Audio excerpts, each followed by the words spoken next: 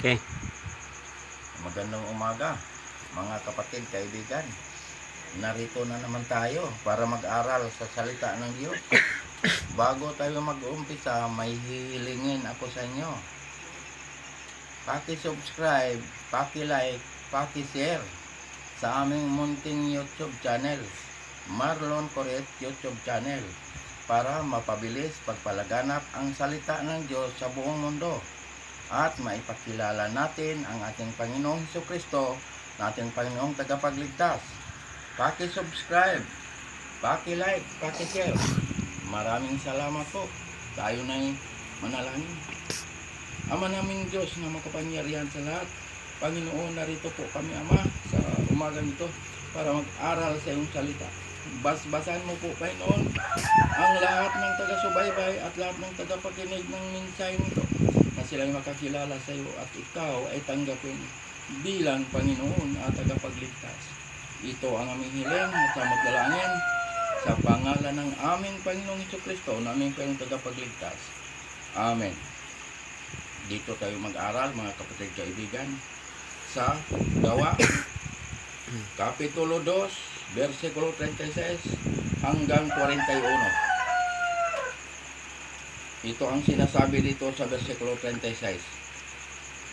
Kaya't dapat malaman ng may katiyakan ng buong sambahayan ng Israel na ginawa siya ng Diyos na Panginoon at Kristo, itong si Jesus na inyong ipinako sa cross. Dapat daw malaman nga si Jesucristo ay Diyos nga ipinako sa cross. Yan ang sinasabi dito sa versikulo 36. Ipinakilala nga si Jesucristo ay Diyos nga nagkatawang tao at tunay na Diyos at buhay na walang hanggan. Yan. Ipinako siya sa cross. Bakit ipinako sa cross? Sa cross? Para bayaran ang kasalanan ko, kasalanan nating lahat. Yan ang ibig sabihin nito. Ipinako sa cross si Jesucristo para mabayaran ang kasalanan ko, kasalanan nating lahat. Siya ang nagbayad. Siya ay Diyos nga nagkatawang tao. Siya ay tunay na Diyos at buhay na walang hanggan. Ayan. Yan mga kapatid kaibigan. Ang ibig sabihin nito sa versikulo 36. 37. Ito ang sinasabi dito sa 37. Nang marinig nila ito, nasaktan ang kanilang puso at sinabi kay Pedro at sa ibang mga apostol, mga Ginoo, mga kapatid, anong dapat naming gawin? Yan ang sinasabi. Tanong sila kay Pedro, ano daw ang dapat gawin? Yan ang sinasabi dito. Ano ang dapat gawin? Sabi dito sa 37. Nagtanong sila kung ano ang gagawin nila para maligtas. 38. Sinasabi dito sa versikulo 38. At sinabi sa kanila ni Pedro, magsisi kayo at magpabautismo ang bawat isa sa inyo sa pangalan ni Hesukristo upang mapatawad ang inyong mga kasalanan at tatanggapin ninyo ang kaloob ng Espiritu Santo. Ang sinabi rito.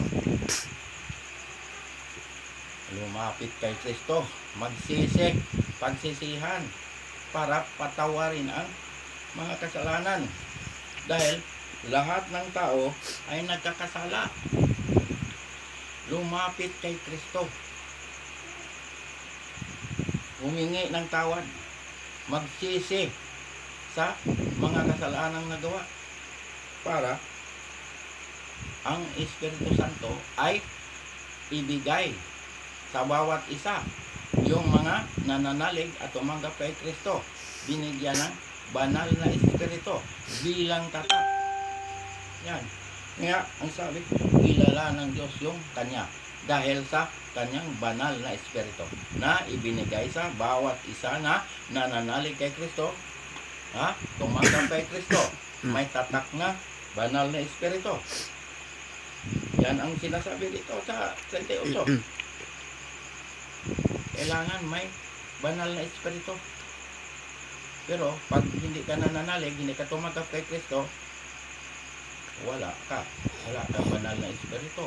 Kahit hindi ka man nananalig, hindi ka man tumanggap kay Kristo, hindi ka man naniniwala kay Kristo. Kaya nga, lahat ng mga nananalig at tumanggap kay Kristo, may banal na espiritu. Yan ang ibig sabihin dito sa versikulo 38. 39. Ito ang sinasabi dito sa versikulo 39.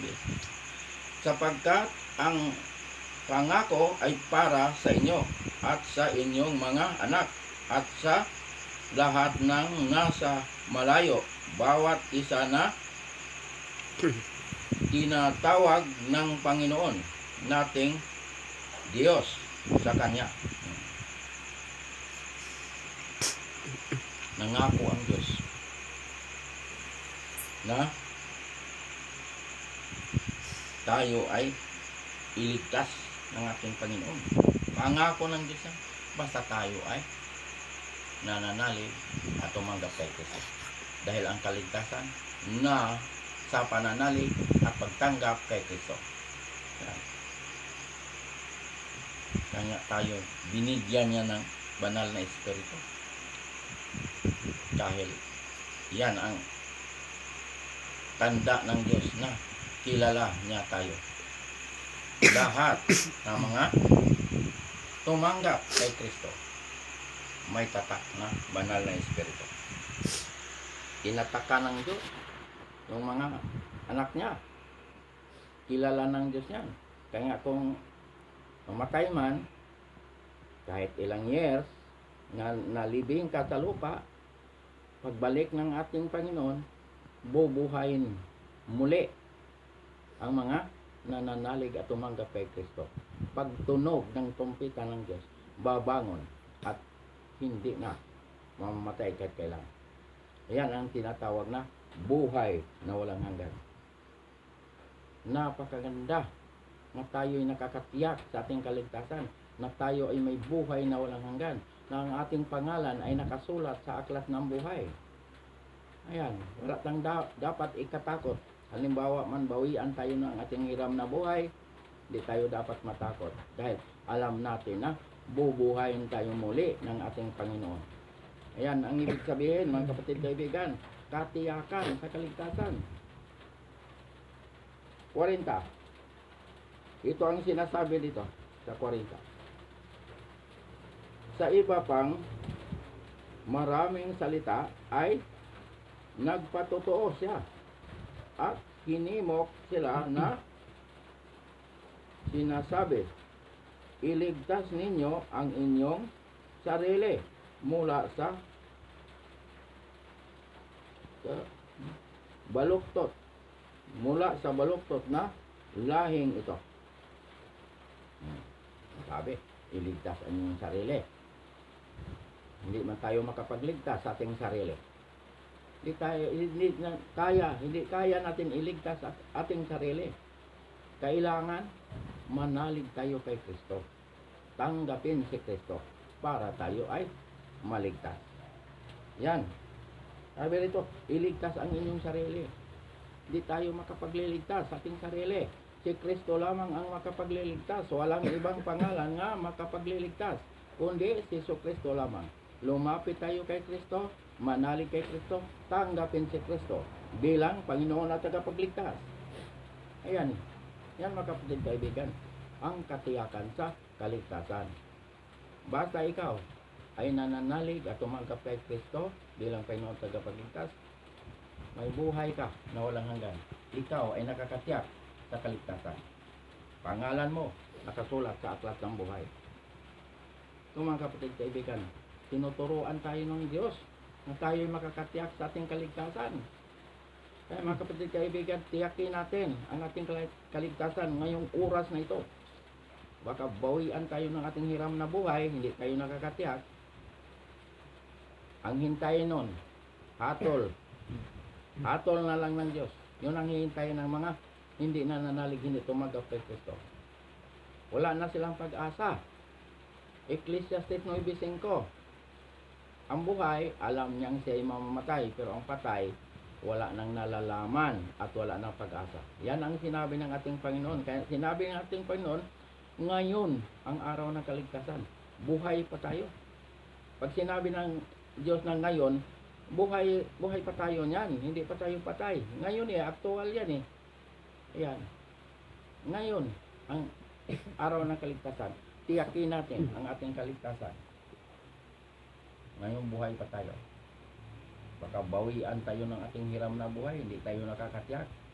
Delikado, mga kapatid kaibigan, yung mga hindi nakakatiyak sa kaligtasan. Dahil ang mga pangalan na hindi nakasulat sa aklat ng buhay, itatapon sa lawa na apoy. Ang lawa na apoy, yun ang pangalawang kamatayan. Yun ang impyerno. Yan mga kapatid kaibigan. Napakadelikado pag hindi ka nakakatiyak sa kaligtasan. Kaya tiyakin ang kaligtasan. Manalig kay Kristo, tanggapin si Kristo bilang Panginoon at tagapagligtas. Yan ang ibig sabihin. Last verse, 41. Ito ang sinasabi dito sa 41.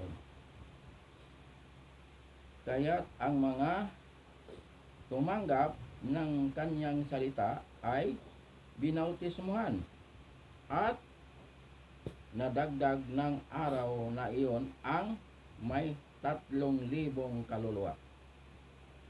Ilang libong kaluluwa? 3,000 ang nadagdag. Yung mga naligtas. Yung mga tumanggap kay Kristo at nagpabautismo. 3,000 ang sinabi rito nga kaluluwa. Ibig ito, kaluluwang buhay. Ito, buhay pa tayo. Yan. Nadagdag, 3,000. Yan. Napakaraming kaluluwa nga naligtas. Dahil nananalig at tumanggap kay Kristo at nagpabautismo. Ayan. Kasi ang kaligtasan nasa pananalig, nasa pagtanggap kay Kristo. Naligtas tayo sa pananalig. Efeso 2:8. Naligtas tayo sa pananalig at pagtanggap kay Kristo. Diyan tayo nagkaroon ng kaligtasan. Pangalan ay nakasulat sa aklat ng buhay. Ano gagawin pag matapos mong tinanggap ang Panginoon? Anong gagawin nun? Magpabautismo sa pangalan ng Ama, pangalan ng Anak, pangalan ng Espiritu Santo. Dahil ang bautismo ay mahalaga. Paglubog mo sa tubig, namatay ka kasama ni Kristo.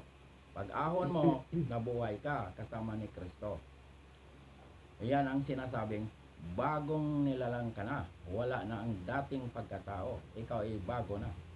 Pangalawang Korinto, Kapitulo 5, versikulo 17. Bagong nilalang ka na. Wala nang dating pagkatao. Pag masama ka, magpakabuti ka. Gumawa ka ng mabuti. Dahil bagong nilalang ka na. Isang bisis lang si Kristo maipako sa cross. Hindi na maulit yun. Isang bisis lang. Kaya, pag bagong nilalang ka na, magpakabait ka. Huwag ka na gumawa ng masama. Ikaw ay nakatawid na sa kamatayan, tungo sa buhay na walang hanggan. Juan 5:24. Wala ka ng hatol. Nakatawid ka na sa kamatayan, tungo sa buhay na walang hanggan. Bakit nakatawid ka? Buhay ka pa. Bakit nakatawid ka sa kamatayan? Dahil namatay ka kasama ni Kristo, nabuhay ka kasama ni Kristo. Ayan ang ibig sabihin yan. Nakatawid na sa kamatayan, tungo sa buhay na walang hanggan. Ikaw ay ipinanganak na muli sa Espiritu. Juan 3, versikulo 6. Kailangan ipanganak muli sa Espiritu. Kaya pag manatili ka sa laman, mamamatay ka. Dahil ang laman ay makasalanan. Ano ang kabayaran ng kasalanan? kamatayan. Kaya ang sabi ng Diyos, kailangan ipanganak muli sa Espiritu para tayo ay mabuhay. Ayan, yan ang ibig sabihin yan na bautismo. Mahalaga ang bautismo. Dahil namatay ta kasama ni Kristo, basta tayo nananalig at tumanggap kay Kristo. Magpabautismo. Pagbautismohan ka, namatay ka kasama ni Kristo. Pag-ahon mo, nabuhay ka kasama ni Kristo. Ayan ang ibig sabihin sa bautismo. Pag matapos kang mabautismohan, anong gagawin mo? Sundin ang utos ng Diyos. Huwag lapastanganin ang utos ng Diyos. Huwag burahin ang utos ng Diyos. Huwag itakwil ang utos ng Diyos.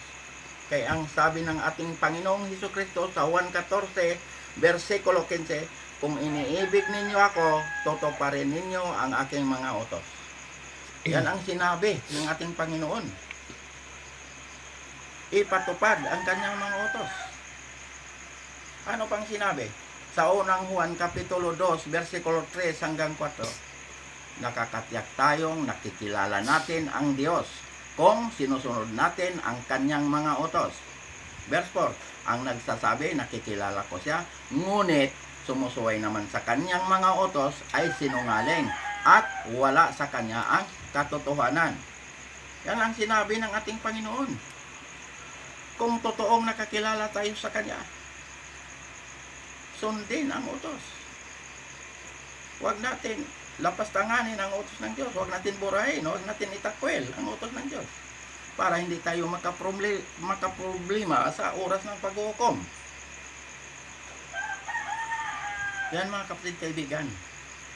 Dahil nasa utos ng Diyos ang palatandaan ng Diyos. Nga, ang sabi, kilala natin ang Diyos, kilala tayo ng Diyos. Ezekiel 20:20. Naglagay ang Diyos ng palatandaan sa kanyang mga hinirang, mga nilalang, mga anak.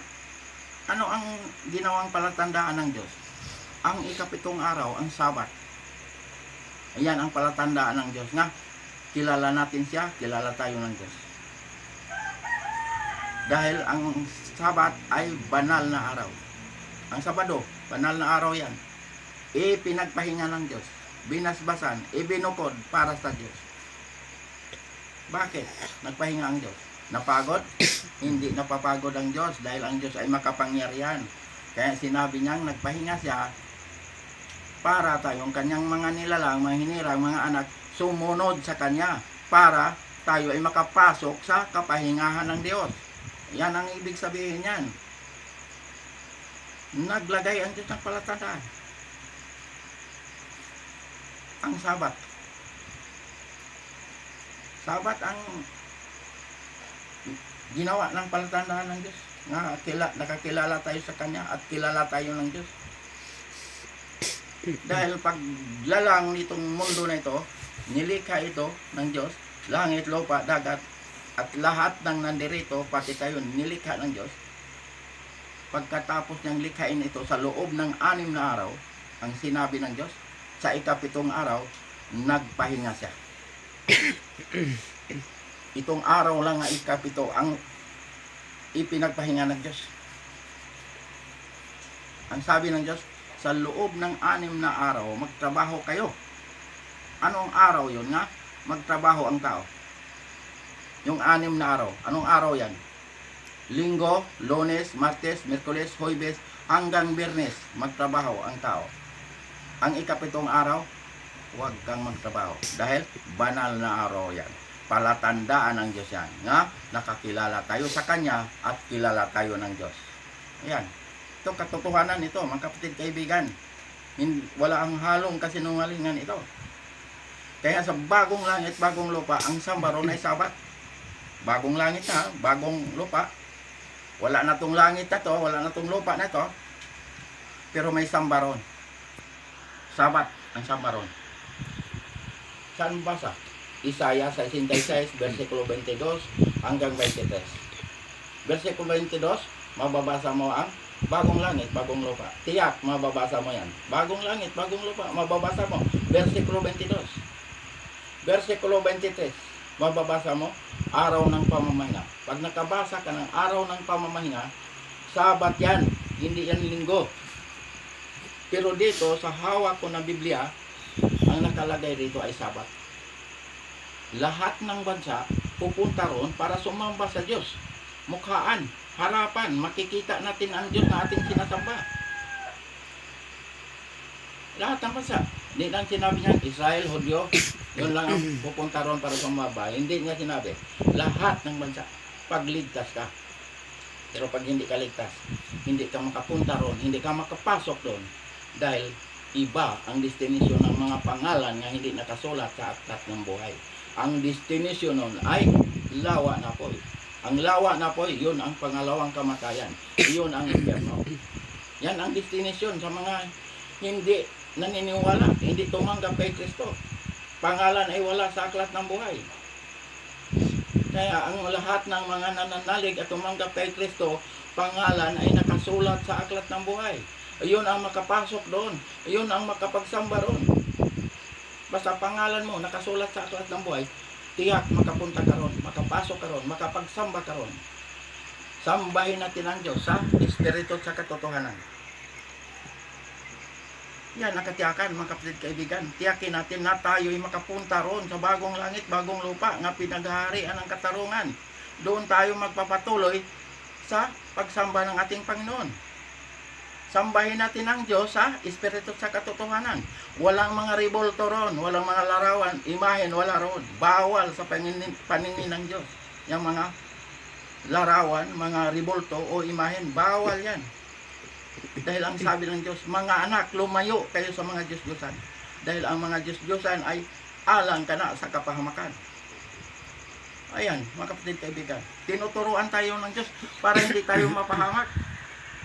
Kaya ang sabi ng Diyos sa Pahayag, Kapitulo 21, versikulo 8, ang mga tigsimbag, mga Diyos-Diyosan ay itatapon niya sa lawa na po at asupre. Yan ang sinasabi ng Diyos. Kaya umiwas tayo, mga kaibigan, sa mga ribolto, mga imahen, mga larawan. Iwasan natin yan para hindi tayo mapahamak. Yan. Ang Diyos hindi nagkulang sa pagtuturo. Tinuturuan tayo ng Diyos para hindi tayo mapahamak. Kaligtasan, tinuturuan tayo ng Diyos. Sino tagapagligtas? Si Jesucristo. Walang ibang tagapagligtas. Kaya ipinakilala ko sa buong mundo na si Jesucristo ang Diyos nga nagkatawang tao at tunay na Diyos at buhay na walang hanggan. Siya lamang ang tagapagligtas, wala nang iba. Pagkaligtasan ang kailangan, lumapit kay Kristo, manalig kay Kristo, tanggapin si Kristo bilang Panginoon na tagapagligtas para pangalan mo ay isusulat sa aklat ng buhay. Katotohanan ito, mga kapatid kaibigan, walang halo ng kasinungalingan. Pagkaligtasan, si Kristo ang tagapagligtas. Bautismo, tinuturuan tayo. Kautosan, tinuturuan tayo. Kaligtasan, tinuturuan tayo. Ngayon, ang araw ng kaligtasan. Pangalawang Korinto, Kapitulo 6, versikulo 2. Ngayon, ang araw ng kaligtasan. Buhay pa tayo. Oh. Kaya kumpleto ang itinuro ng Diyos. Palatandaan. Naglagay ang Diyos ng palatandaan. Ano ang palatandaan? Sabat, ikapitong araw. Kung totoong nakakilala sa Diyos. Kaya nga sabi ng Diyos, kilala ninyo ako, kilala ko kayo. Yan ang sinabi. Ezekiel 20:20. Mga kapatid kaibigan, tiyakin natin ang ating kaligtasan. Baka bawian tayo ng ating hiram na buhay. Di tayo nakakatiyak. Wala nang pag-asa. Ecclesiastes 9:5. Ang buhay, alam niyan siya ay mamatay, pero ang patay, wala nang nalalaman at wala nang pag-asa. Yan. Kompleto ang itinuro ng Diyos. Para tayo ay hindi mapahamak. Para tayo ay magkaroon ng buhay na walang hanggan. Kaya namatay si Kristo sa cross, ipinako sa cross, para bayaran kasalanan ko, kasalanan nating lahat. Bayad na ang kasalanan ng lahat ng tao. Pero ang tanong, bakit may mapahamak? Ayan ang tanong. Bakit may mapahamak? Dahil ayaw makinig sa salita ng Diyos. Ayaw maniwala. Ayaw tumanggap kay Kristo. Kaya sila na ang pumili sa kanilang kapahamakan. Ayan mga kapatid, kaibigan. Paniwalaan natin itong mensahe na to dahil ito ay katotohanan. Walang halo ng kasinungalingan. Ang Diyos ay hindi marunong magsinungaling. Pag sinabi niya ay totoo at magaganap. Nangako ang Diyos na siya ibabalik. Kaya ihanda ang ating sarili. Baka abutan tayo nga hindi handa. Ihanda natin ngayon. Manalig kay Kristo, tanggapin si Kristo bilang Panginoon at tagapagligtas. Magpabautismo, sundin ang utos ng Diyos. Hanggang dito na lang tayo, mga kapatid kaibigan. Paki-subscribe, paki-like, paki-share sa aming munting YouTube channel, Marlon Coret YouTube channel, para mapabilis pagpalaganap ang salita ng Diyos sa buong mundo at maipakilala natin ang ating Panginoong Hesukristo na ating Panginoong tagapagligtas. Maraming salamat po. Tayo na manalangin. Ama naming Diyos na makapangyarihan sa lahat, salamat po Panginoon sa mga salita mo naming napag-aralan ngayong umagang ito. Basbasan mo po Panginoon ang lahat ng taga-subaybay at lahat ng taga-pakinig nitong minsay na ito na sila makakilala sa iyo at ikaw ay tanggapin bilang Panginoon at tagapagligtas. Ito ang aming hiling at sa dalangin sa pangalan ng aming Panginoong Hesukristo, naming Panginoong tagapagligtas. Amen. 15 minutos.